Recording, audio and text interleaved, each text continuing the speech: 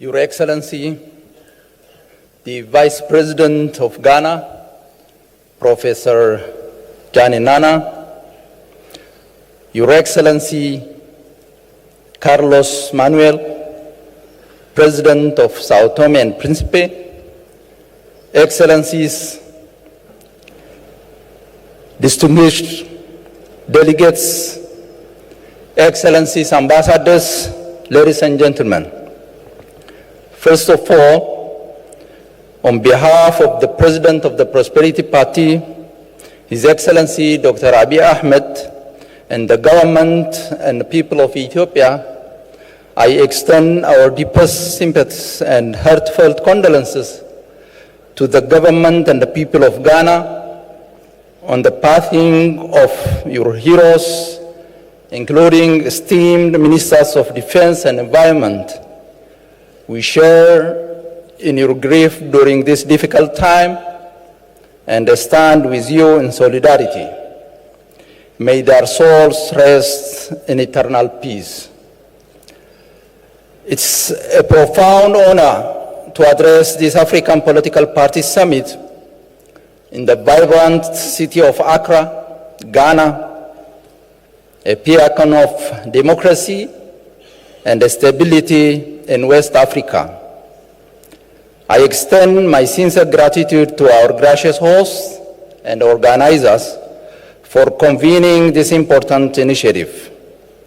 The theme of our summit, from politics to prosperity, strengthening inter-party collaboration for Africa's development and economic transformation, is a call to action, a recognition that the future of our continent depends on the choices we as political leaders make today.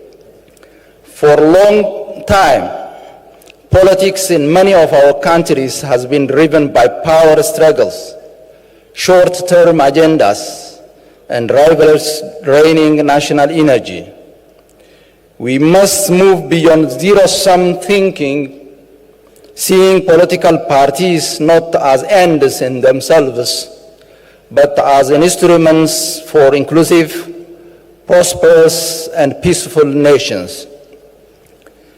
In Ethiopia, this shift has been central to our political reform. The Prosperity Party was not born merely as a merger of organizations. It was the conscious choice to replace narrow identity politics with a unifying multinational vision.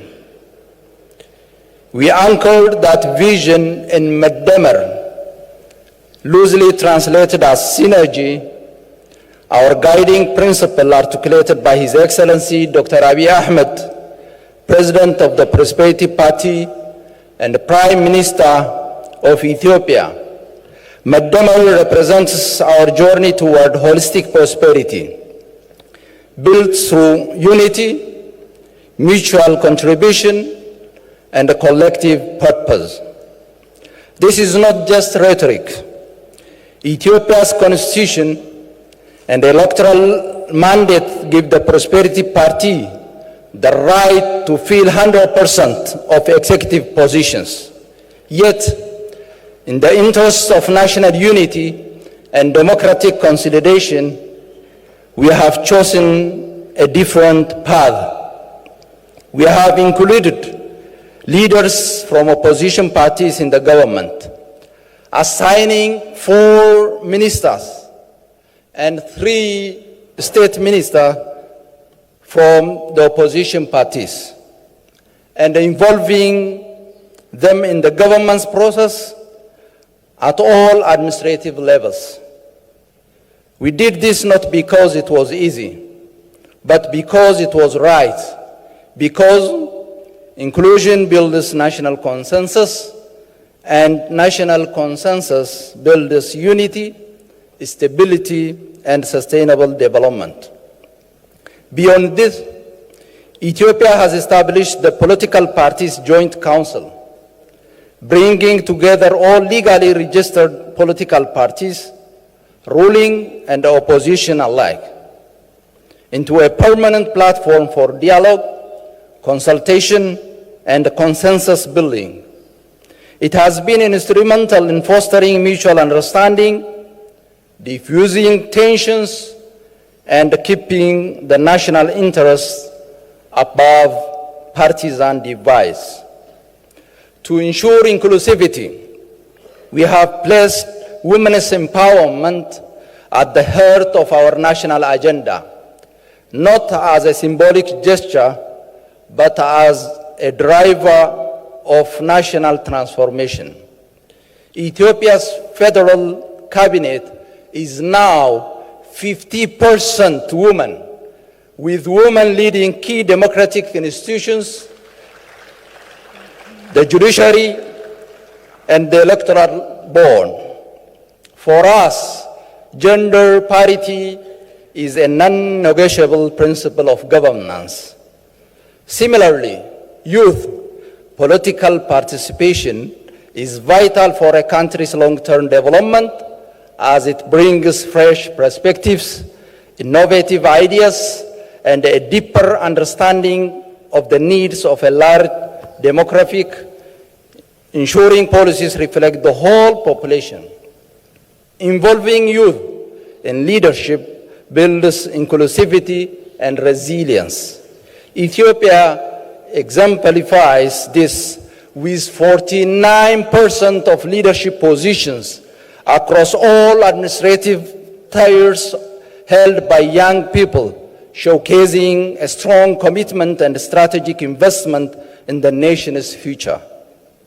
Our guiding vision has also allowed us to institutionalize policy continuity beyond political cycles. We have prioritized homegrown reforms to achieve sustainable development and absolute sovereignty. Our flagship agenda, From Dependency to Productivity, aims to free millions from aid dependence and unlock the productive potential of our people. But vision alone is not enough. Consensus is critical in a diverse society like Ethiopia. Our government has taken significant steps to foster a genuine, inclusive national dialogue, working tirelessly to bridge historical divides and build a common understanding of our nation's challenges and opportunities. Our conviction is simple. Prosperity that is not shared is neither sustainable nor just. That is why we have worked to ensure that growth reaches every citizen. We have increased access to education and healthcare, launched development programs to harness untapped potential across all sectors, and implemented urban corridor development to create integrated and efficient urban connectivity while promoting economic growth. Additionally, we have designed and executed targeted homegrown social protection programs for the most vulnerable members of our community. Through the Green Legacy Initiative, we have planted over 48 billion trees, an achievement that carries economic, environmental, and symbolic weight. The lessons we have drawn are not uniquely Ethiopian, they are African lessons. We must move beyond personality-driven politics to build strong, value-based institutions. We must collaborate with rivals when the national interest demands it. And we must measure our political success not by electoral victories, but the tangible improvements we deliver to our citizens' lives. To this end, we African political parties must focus on three strategic imperatives. First, promote continuous inter-party dialogue by institutionalizing platforms where ruling and opposition parties work together on peace, security, and economic reform proactively, not only in crisis. Second, champion a genuine youth agenda, ensuring access to education, entrepreneurship, and political participation, making politics a space young people can shape. Third, lead the green and digital transition, leapfrogging traditional development paths by harnessing technology, renewable energy, and innovation to build competitive, sustainable economies. I am optimistic about Africa's future because a new generation of leaders and citizens refuse mediocrity. They demand integrity, inclusivity, and results.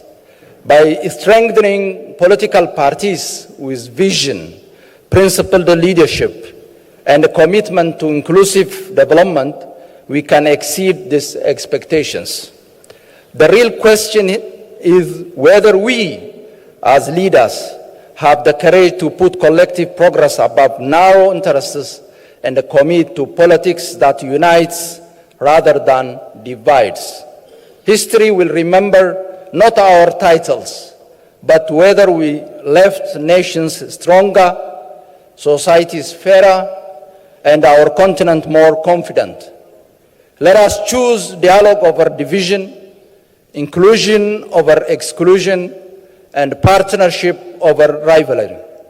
Because if we can do that, from politics to prosperity will not just be the theme of a summit, it will be the lived reality of our people. I thank you.